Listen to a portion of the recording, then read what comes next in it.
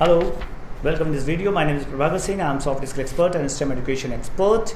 And this video is specially made for the children of 7th class of Ideal School for Entrepreneur Development. And today I am going to teach you about social studies. And my dear children, focus on my words and the lectures. And in this post-COVID era, I want to tell you, I makes you to feel me with you. And you can learn a lot of things. So let us start from the first chapter, component of environment. And for your convenience, I am going to make it in Hindi too. मेरे प्यारे बच्चों, आज मैं आप लोगों को बताने जा रहा हूँ पर्यावरण के बारे में। पर्यावरण के जो अंश हैं, पर्यावरण क्या है, पर्यावरण कैसे बनता है, इन सारी चीज़ों के बारे में आज आपको नॉलेज देने जा रहा हूँ। और बहुत ही ध्यान से हमारे इस वीडियो को देखिएगा और मैं आपको वादा करता हूँ कि इस वीडियो के माध्यम से आपको एक एक पॉइंट तो समझ में आएगा ही, साथ में आप फील करोगे कि आप क्लासरूम में बैठे हुए हो। और इस चैप्टर को पढ़ने के बाद आपको क्या क्या नॉलेज होने वाला है, मैं उसके बारे में आपको बताने जा रहा हूँ। सबसे पहले तो बात यह है कि आपको इन्वायरमेंट के बारे में पता चल जाएगा, पर्यावरण के बारे में। दूसरी चीज़, इंटरडिपेंडेंस ऑफ द इन्वायरमेंट, हमारा पर्यावरण कैसे एक दूसरी चीज़ों के ऊपर निर्भर है। तीसरी चीज़ जो आपको इससे पता चलेगी, अलग अलग जो सतह हैं पर्यावरण के, उसके बारे में आपको पूरी जानकारी आज मिल जाएगी। और इसके साथ साथ आपको ह्यूमन इन्वायरमेंट, मानव निर्मित पर्यावरण के बारे में बताएंगे। तो चलिए स्टार्ट करते हैं आपका चैप्टर। आपके कन्वीनियंस के लिए मैं आपकी बुक से थोड़ी सी रीडिंग करता हूँ and then after I will just elaborate the thing as per the requirement of yours. So आपकी बुक में इनिशियली बताया गया है there are 8 planets in our solar systems and they are all revolving around the sun. शुरुआत में ही बताया गया है कि जैसे हमारे सौरमंडल में कुल 8 ग्रह हैं और सारे ग्रह सूर्य के चक्कर लगाते हैं, और इन सारी चीज़ों के बारे में आपको जानकारी मेरे ख्याल से क्लास 6 में भी हुई होगी। Earth is one of the unique planet in the solar system that supports life. और इन ग्रहों में पृथ्वी एक ऐसा ग्रह है जो जीवन को सपोर्ट करती है, जीवन जीने योग्य वातावरण हमें प्रदान करती है।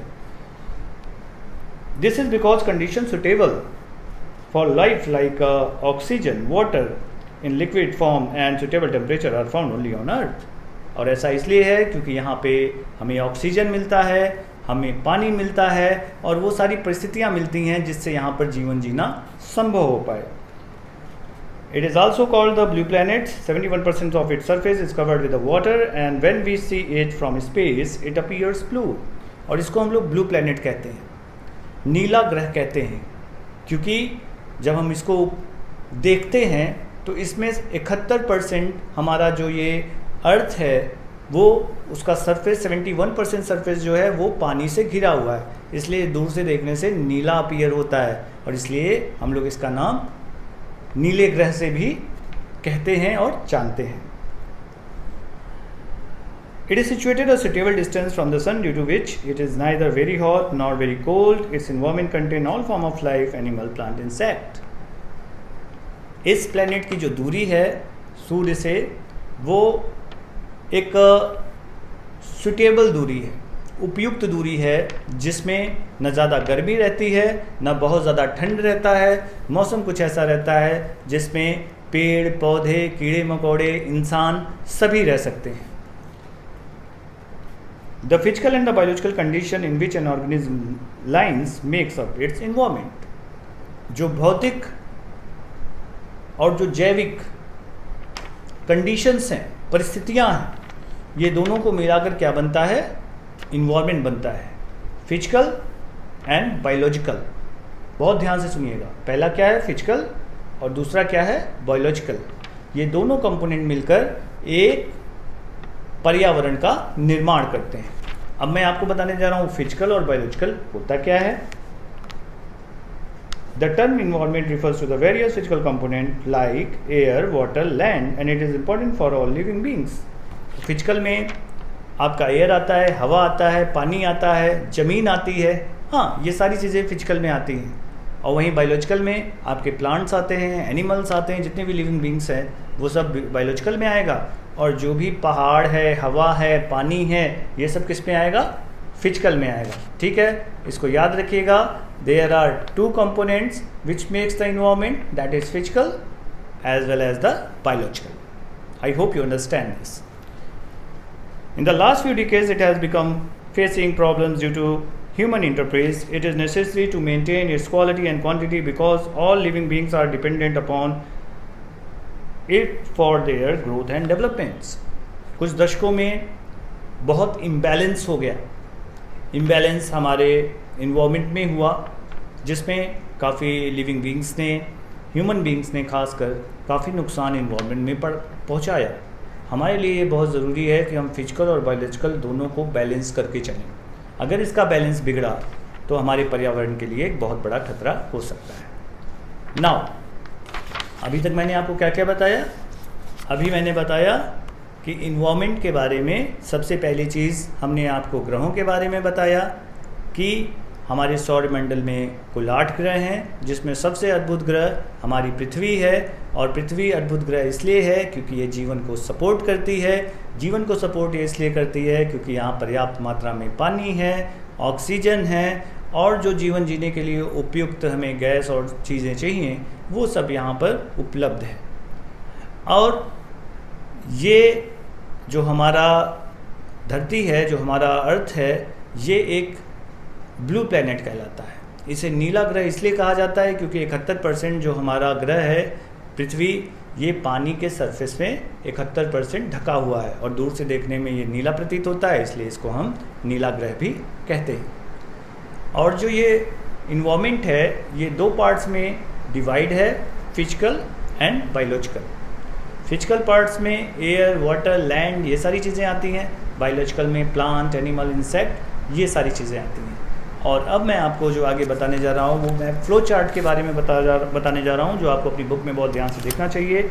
यहाँ पे आपको एक फ्लो चार्ट बना कर दिया गया है जिसमें इन्वायरमेंट के कंपोनेंट को दर्शाया गया है, इन्वायरमेंट के अंश को दर्शाया गया है। जैसे एक नेचुरल इन्वायरमेंट बताया गया है और दूसरा क्या है,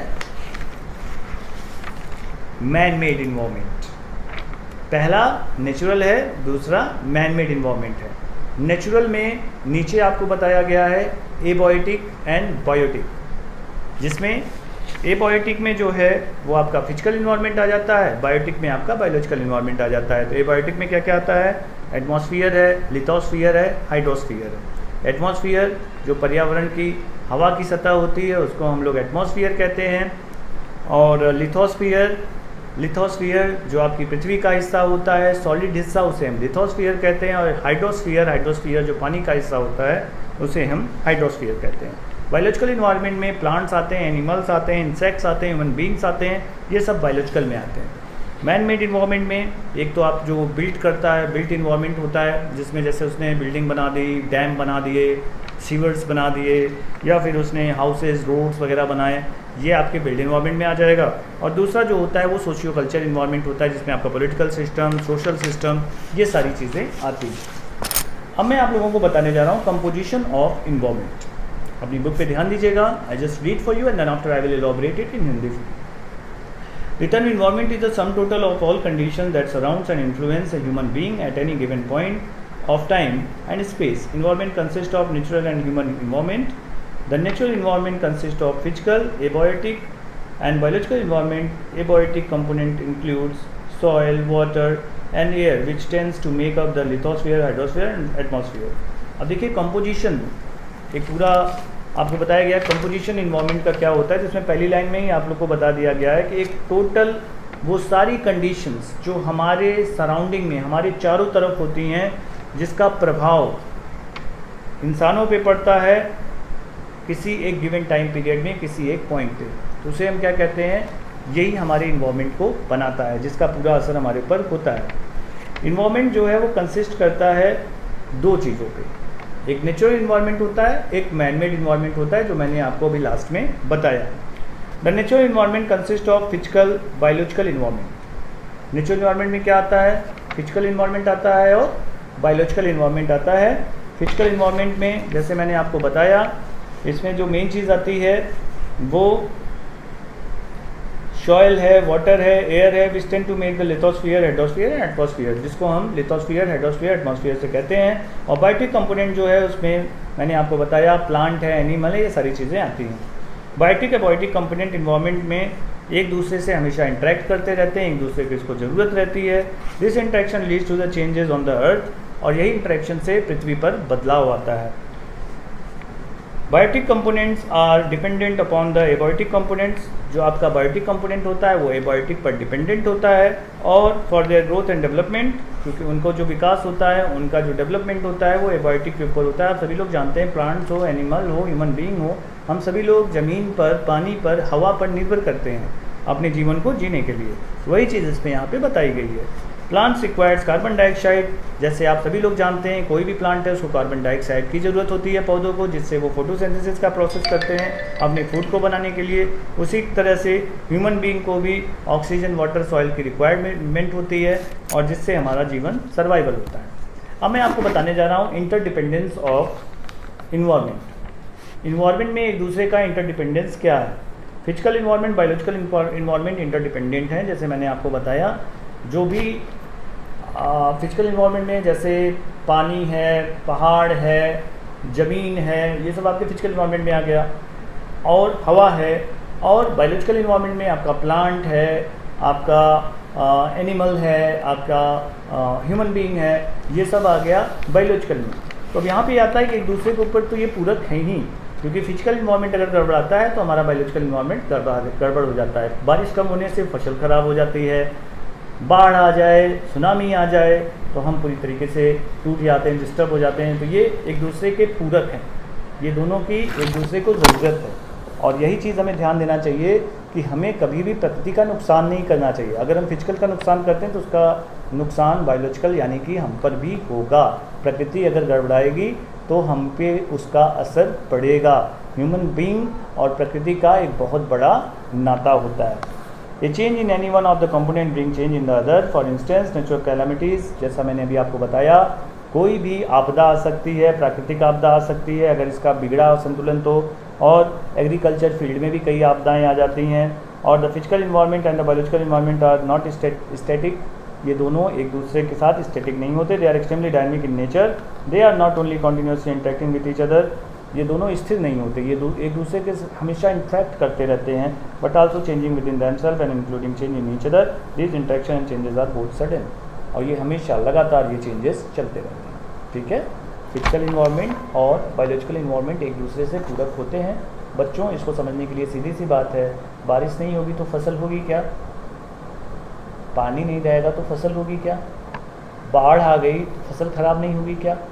इसलिए ज़रूरी होता है कि जब हम लोग फिजिकल इन्वायरमेंट की बात करते हैं जिसमें पानी, हवा, पृथ्वी, पहाड़, ये सब आता है, और जब हम लोग बात करते हैं बायोलॉजिकल इन्वायरमेंट की तो उसमें जानवर आते हैं, प्लांट्स आते हैं, पेड़ पौधे, ये सारी चीज़ें आती हैं। तो देखिए, अगर आप पेड़ पौधे ज़्यादा काटेंगे, सॉइल इरोजन होता है, फ्लड आता है, ये नुकसान करता है। तो ह्यूमन जो गलती करता है, ये बैलेंस अगर हम बिगाड़ते हैं, काफ़ी सारी प्राकृतिक आपदाएं इसी वजह से आती हैं।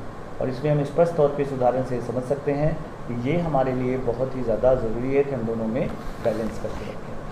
अच्छा, अब मैं आप लोगों को जो बताने जा रहा हूँ वो मैं आपको फिजिकल इन्वायरमेंट के बारे में एक एक करके एक एक चीज़ समझाने जा रहा हूँ। मेरे ख्याल से इस वीडियो के बाद आपको सारी चीज़ें बहुत अच्छी तरीके से समझ में आ जाएंगी।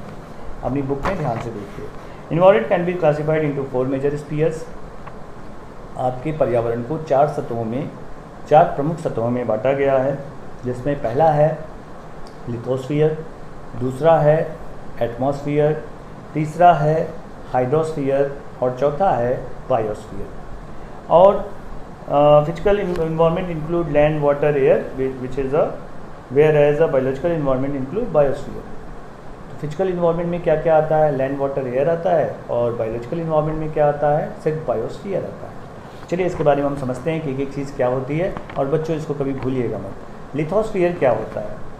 Lithosphere is outmost solid surface layer of the earth. Land is solid crust of the hard top layer and is covered by a thin layer of soil. It is an irregular surface with various landforms such as a mountain, plateau, plains, valley. It provides a forest, grassland for grazing lands, agriculture and human settlement and mineral form industries. Lithosphere धरती के हिस्से को कहते हैं, जो solid हिस्सा होता है, जो पृथ्वी हमारी है वो हमारे लिथोस्फीयर में आता है। तो लिथोस्फीयर में क्या होता है? लिथोस्फीयर में आपके माउंटेन आते हैं, आपके फील्ड्स आते हैं, आपके लैंड आते हैं, आपके प्लेट्यू आते हैं, पठार वगैरह, प्लेट्यू को हम लोग पठार कहते हैं, मैदानी क्षेत्र, पठार, वैली, ये सारी चीज़ें हमारी लिथोस्फीयर में आती हैं। तो जो जंगल होते हैं, जो घास वगैरह होता है, जहाँ पे हम चरवा गाय भैंस को चराने का काम करते हैं, जहाँ पे आपका ज़मीनी सतह होता है, जहाँ हम खेती वगैरह करते हैं, ये सारी चीज़ मिलाकर किस में आता है? ये हमारे लिथोस्फीयर में आता है। अब हम आपको जो बताने जा रहे हैं वो हम आपको बताने जा रहे हैं हाइड्रोस्फीयर के बारे में। हाइड्रोस्फीयर क्या है? हाइड्रोस्फीयर वाटर कवर फील्ड्स को हम हाइड्रोस्फीयर कहते हैं। जो पानी से रिलेटेड होता है उसे हम क्या कहते हैं? हाइड्रोस्फीयर। ऑल वाटर बॉडीज़, सारी पानी की जो भी बॉडीज़ हैं उन्हें हम क्या कहते हैं? उन्हें हाइड्रोस्फीयर में हम इंक्लूड करते हैं। ऑल फॉर्म ऑफ प्रेसिपिटेशंस लाइक, चाहे बर्फ़ हो, चाहे बारिश हो, चाहे वो एक पूरी तरीके से आप समझ लीजिए कि पानी से रिलेटेड जिस भी चीज़ से पानी, ग्लेशियर्स हो, ये सारी चीज़ें किस पे आती हैं? हाइड्रोस्फीयर के हिस्से होती हैं, are also part of hydrosphere. Hydrosphere essential for the support of life on this planet. और आप सभी लोग जानते हैं पानी हमारे लिए बहुत ज़रूरी है, इसलिए हाइड्रोस्फीयर किसी भी प्लैनेट में सपोर्ट करने के लिए बहुत ही ज़्यादा ज़रूरी है। Only small portion appear as a fresh water, और बहुत ही छोटा पोर्शन होता है जिसमें फ्रेश वाटर, शुद्ध पानी अपीयर होता है। Is found in a river, जो कि हमें नदियों से शुद्ध पानी मिलता है, झील से शुद्ध पानी मिलता है, पानी ज़मीन की सतह के नीचे जो पानी रहता है वो शुद्ध रहता है। वाटर मूव्स कॉन्टीन्यूसली, पानी हमेशा निरंतर चलता रहता है from one form to other. The movement is called the water cycle. हमेशा वो परिवर्तित होता रहता है, चलता रहता है, एक फॉर्म से दूसरे फॉर्म में चेंज होता रहता है, और उसको हम लोग क्या कहते हैं? वाटर साइकिल कहते हैं। तो लिथोस्फीयर पृथ्वी का क्षेत्र जहाँ ज़मीनी सतह होती है, हाइड्रोस्फीयर पानी का हिस्सा, जो पूरा पानी का हिस्सा होता है, चाहे वो सॉलिड फॉर्म में हो, आइस हो, चाहे स्नो हो, या जो भी पानी का कंपोनेंट होता है वो हमारे हाइड्रोस्फीयर में आता है। अब तीसरा जो है वो है एटमॉस्फेयर, और एटमॉस्फेयर आप सभी लोग जानते हैं ये एयर में आता है, जो हम हवा रहती है उसको हम एटमॉस्फेयर में इंक्लूड करते हैं। Is the thin layer of air that surrounds the earth. ये एक पतली सी लेयर होती है जो पूरे धरती के ढकी होती है, धरती को ढकी होती है। It is a mixture of different gases, जिसमें कई प्रकार की गैसेज मौजूद रहती हैं जो चारों तरफ पृथ्वी के फैली रहती हैं। इसे हम ये भी कह सकते हैं कंबल होता है गैसेस का, हवा का एक पूरा कंबल होता है, ब्लैंकेट होता है, जिसमें तमाम प्रकार की गैसेज होती हैं। और ये गैसेज हमें क्या करती हैं? सोलर सिस्टम, जैसे अब आपका सोलर जो रेडिएशन है उससे हमें बचाते हैं, अल्ट्रावायलेट रेज, जो कि बहुत ही नुकसानप्रद हमारे शरीर के लिए होती है। लेकिन ये जो एटमॉस्फेयर है ये अल्ट्रावायलेट रेज को डायरेक्ट पड़ने से रोकता है, जिससे हमें स्किन कैंसर जैसी बीमारियां नहीं होती। अब हम आप लोग को लास्ट बताने जा रहे हैं बायोस्फीयर। बायोस्फीयर क्या है? Biosphere is the narrow zone of the contact between the land, water and air where life form exist. Biosphere आपके आता है लैंड, वाटर, एयर, यानी कि पानी, पृथ्वी मतलब ज़मीन, सॉलिड पार्ट, और एयर यानी कि एटमॉस्फेयर। ये तीनों चीज़ों में इकट्ठा करके जो जीव जीता है, जो जीव उत्पन्न होता है, उसे हम लोग क्या कहते हैं? उसे हम लोग कहते हैं बायोस्फीयर, यानी कि लाइफ जो होती है उसको हम क्या कहते हैं? Biosphere. Biosphere has a great impact in climate because it is closely connected to the atmosphere. इसका बहुत ज़्यादा क्लाइमेट पे असर पड़ता है क्योंकि ये कनेक्टेड रहता है एटमॉस्फेयर से। तो अब एलिमेंट पढ़ते हैं, बायोस्फीयर के एलिमेंट क्या क्या हैं। The main element of biosphere are producer and consumer. Biosphere के मेन एलिमेंट क्या हैं? प्रोड्यूसर, उत्पादक, और उपभोक्ता, ये दो चीज़ें आपकी होती हैं। तो प्रोड्यूसर ऑटोट्रॉप्स होता है, the producer produce their food, जैसे कि वो अपना फूड खुद से पैदा करता है, खुद से बनाता है, जो इन्वायरमेंट से लेता है, जैसे प्लांट एक सबसे बड़ा उदाहरण है। कंज्यूमर, हेटरोट्रॉप उसे हम कहते हैं। हेटरोट्रॉप में कंज्यूमर जो होता है वो अपना फूड खुद से नहीं बनाता, वो दूसरे पर निर्भर रहता है। वो क्या करता है? वो खाता है दूसरे का, जैसे अब आप देखिए जानवर हैं तो वो प्लांट खाते हैं, ठीक है, कुछ जानवर हैं जो जानवर को खाते हैं। तो हम उसी के बारे में अब आपको बताने जा रहे हैं, उनको हम क्या क्या कहते हैं। यहाँ पे एक छोटा सा चार्ट है, इस पर भी आप ध्यान दीजिएगा। कॉर्निवोरस पहले होते हैं जो सिर्फ मांसाहारी होते हैं, हर्बीवोरस हम उन्हें कहते हैं जो सिर्फ प्लांट खाते हैं, और ओमनीवोरस वो होते हैं जो मांस और पौधे दोनों को खाते हैं। Plants, animals and human beings depends on their surrounding and on each others as well. Plants, animals और ह्यूमन बींग्स, पौधे, जानवर और मानव, ये एक दूसरे पर निर्भर करते हैं अपनी सराउंडिंग पे, और एक दूसरे के ऊपर ये निर्भर करते हैं। These relation of independence and interdependence together constitute a ecosystem। और यही जो एक दूसरे के ऊपर निर्भर होते हैं या एक दूसरे पर निर्भर होते हैं, वही मिलकर एक इकोसिस्टम बनता है। An ecosystem is a community living things and non living things. या और इकोसिस्टम जो होता है वो कम्युनिटी होती है लिविंग थिंग और नॉन लिविंग थिंग्स को मिलाकर जो एक साथ कार्य करती है। अब बच्चों हम आपको बताने जा रहे हैं ह्यूमन इन्वायरमेंट के बारे में। ह्यूमन इन्वायरमेंट क्या होता है? जो मानव द्वारा बनाया गया पर्यावरण होता है वही ह्यूमन इन्वायरमेंट होता है। तो all things created by the human being are included in human environment. जो भी चीज़ें मानव के द्वारा बनाई गई है वो क्या है? ह्यूमन इन्वायरमेंट है। For example roads, railway, building, dams, school, orchards etcetera, जो भी चीज़ें आप बिल्डिंग किसी प्रकार की हो, रोड हो, ये सारी चीज़ें आपकी क्या आती हैं?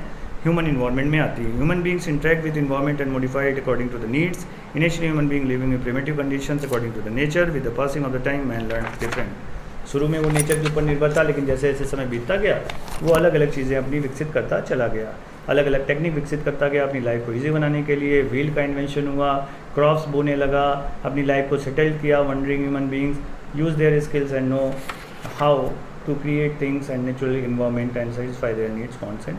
तो इसी तरह से वो अपनी नीड्स और वांट्स को सेटिस्फाई करता था। Now this chapter is over. बच्चों अब मैं आप लोगों को जो चीज़ बताने जा रहा हूँ उसको बड़े ध्यान से सुनिएगा। जैसे सबसे पहली चीज़ हमने आपको बताया इन्वायरमेंट के बारे में। तो इन्वायरमेंट क्या है? इन्वायरमेंट में जैसे मैंने बताया कि पर्यावरण होता है, ठीक है। पर्यावरण के कई सारे अंश होते हैं जो आपके इस चैप्टर का भी नाम है। तो पर्यावरण में हमने आपको शुरू से बताया कि सबसे पहले हमने प्लैनेट के बारे में बताया कि 8 प्लैनेट होते हैं जो सन के चक्कर लगाते हैं। उसमें से एक पृथ्वी है। पृथ्वी एक अद्भुत प्लैनेट है क्योंकि यहाँ पर लाइफ सपोर्टिव सिचुएशन है। यहाँ पे वो सिचुएशन है जिससे लाइफ को सपोर्ट मिलता है, जीवन जीना संभव है सिर्फ पृथ्वी पर। और इसके साथ साथ हमने आपको बताया कि पृथ्वी को ब्लू प्लैनेट कहा जाता है, नीला ग्रह कहा जाता है। वो इसलिए कहा जाता है क्योंकि 71% पृथ्वी पानी के सरफेस से ढकी हुई है। और इससे क्या होता है कि जब हम ऊपर से इसको देखते हैं तो ये पूरा नीला अपीयर होता है। हमारी पृथ्वी पे जीवन संभव इसलिए है क्योंकि यहाँ पर ऑक्सीजन है, यहाँ पर पानी है, यहाँ पे वो सारे कंपोनेंट्स हैं, वो सारी गैसेज हैं जिससे जीवन जीना आसान है। इसके बारे में मैंने आपको पूरा तरीके से समझाया। फिर इसके बाद मैंने इन्वायरमेंट के 2 पार्ट आपको बताए। फिजिकल इन्वायरमेंट बताया, बायोलॉजिकल बताया। फिजिकल में भी मैंने 2 पार्ट बताए, एबायोटिक बताए और बायोटिक बताए। एबायोटिक में मैंने बताया आपको कि जैसे आपका पहाड़ हो गया, पृथ्वी हो गया, आपका पानी हो गया, ये सारी चीज़ें एबायोटिक में आ जाएंगी। बायोटिक में आपके आ जाएंगे जो कि आपका नेचर प्लांट हो गया और जो आपके तमाम प्रकार के ग्रासेस वगैरह ये सारी चीज़ें हो गई, ये सब उस पर आ जाएंगी। दूसरी तरफ आपको मैन मेड बताते हैं। मैन मेड इन्वायरमेंट वो होता है जो मैन क्रिएट किया रहता है। हम मैन मेड में भी जैसे बिल्डिंग का एक हो जाता है जिसमें आपको पूरी तरीके से बिल्डिंग वगैरह ये सारी चीज़ें होती हैं। दूसरा जो होता है वो सोशियो इकोनॉमिक्स होता है या फिर वो सोशल रिलेशनशिप, पॉलिटिकल रिलेशनशिप, इसके आधार पे होता है। ये तो मैंने आपको पहले चैप्टर के पार्ट में जो चीज़ें आपको बताई मैंने उसके बारे में आपको बता दिया। अब इसके आगे मैंने जो आपको एक सरसरी निगाह में आपको सारी चीज़ें बताते जा रहा हूँ। इसके बाद मैंने आपको कंपोजिशन इन्वायरमेंट के बताया जिसमें मैंने आप लोगों को बहुत अच्छी तरीके से बताया कि इसमें बायोलॉजिकल वही चीज़ फिर से बताई गई बायोटिक एबायोटिक के बारे में, और उसको आप लोग एक बार रिवाइंड करके वीडियो सुनेंगे तो वो आपको सब आ जाएगा। तीसरी चीज़ मैंने आपको बताया इंटरडिपेंडेंस, किस तरह से हमारा बायोटिक एबायोटिक ये सब एक दूसरे के पूरक हैं। किस तरीके से प्रकृति मानव की पूरक है, किस तरीके से प्रकृति प्लांट की पूरक है, इसके बारे में आपको बताया गया। जब हम ज़्यादा पेड़ काटेंगे बाढ़ आएगी, नेचुरल कैलामिटीज़ होगी। रीज़न क्या है कि बायोटिक ने एबायोटिक के साथ छेड़खानी की, और एबायोटिक अगर बायोटिक के साथ छेड़खानी करता है तो बहुत से लोग मर जाते हैं। अभी तूफान आया था, काफ़ी लोग क्षतिग्रस्त हो गए। तो ये एक बैलेंस इसका बना रहना बहुत ज़्यादा ज़रूरी है, और कुछ दशकों से इसका बहुत छेड़छाड़ हुआ है जो कि ठीक नहीं है आगे के इन्वायरमेंट के लिए। तो ये बारे में इसके बारे में हमें जानना चाहिए। फिजिकल इन्वायरमेंट के बारे में फिर इसके बाद आपको बताया गया, जिस फिजिकल इन्वायरमेंट में आपको लिथोस्फीयर जो कि ज़मीन का हिस्सा होता है, उसके बाद मैंने आपको बताया था हाइड्रोस्फीयर जो पानी का हिस्सा होता है, एटमॉस्फेयर जो हवा का हिस्सा होता है, और बायोस्फीयर जिस पे लाइफ एग्जिस्ट करती है।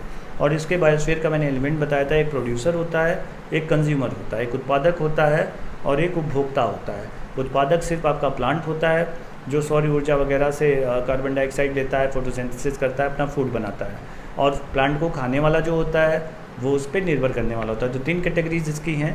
पहला है कार्निवोरस, कार्निवोरस हम उन्हें कहते हैं जो सिर्फ मांसाहारी होते हैं।